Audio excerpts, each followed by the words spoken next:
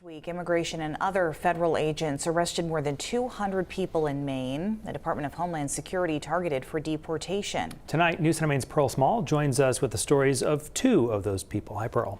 Hey, Brian and Amanda. So while Makengo Neza and Marcos da Silva were not born here, they came to Maine and made lives for themselves. They were doing all the things necessary to become American citizens.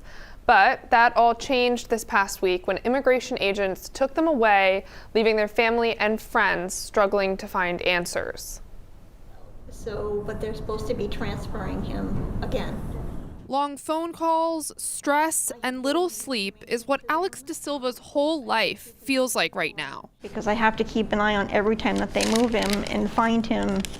Alex's husband, Marcos da Silva, was detained by ICE on January 20th. And since then, she says he's been moved to 3 different states. Do you feel like they make it harder than it needs to be? I feel like they're playing cat and mouse with him. Alex is a U.S. citizen, but Marcos has a pending asylum case, having fled Brazil where he practiced law because he was being targeted by drug cartels. Alex says since her husband has been in the country, he's been working, paying taxes, and was never charged with any crimes.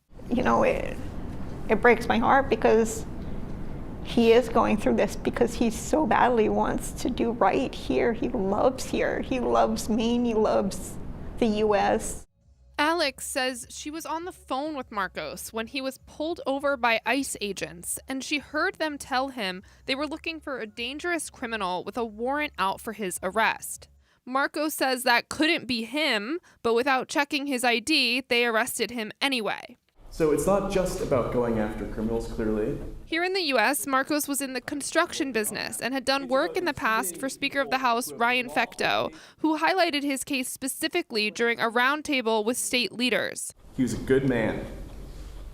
The exact kind of person we want in this country. And he's gone. And the absence of people like Marcos is being deeply felt in communities around Maine. But it leaves a hole in my heart not to see them sitting here on Sunday morning. At First Parish Congregational Church in Saco, the community has been trying to rally around the family of Makengo Neza, who was detained by ICE just days after his wife gave birth to their 4th child. When ICE says that it is targeting criminals, is this the kind of family that you picture? Makengo was one of our greeters that welcome people to worship on Sunday morning. The kids go to Sunday school. 2 of the children sing in the church choir. The daughter played Mary in the Christmas pageant. I mean, these are not hardened criminals. Senior Minister Reverend Scott Cousineau says he knows Makengo is in the country legally as an asylum seeker.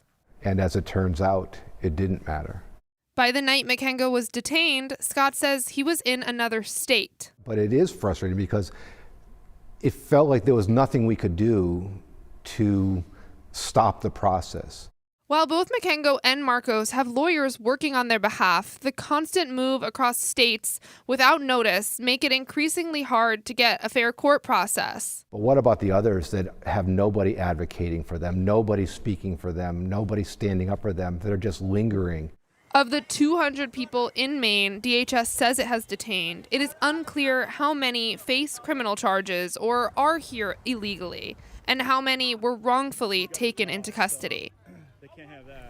I have reached out to the Department of Homeland Security to ask why both Makengo and Marcos were moved around so much and exactly what they were detained for, but have not heard back yet. And there's currently a GoFundMe set up to help with Makengo's legal fees. Amanda and Brian. Pearl Small live with us tonight. Still a lot of questions to get answered. Pearl, thanks.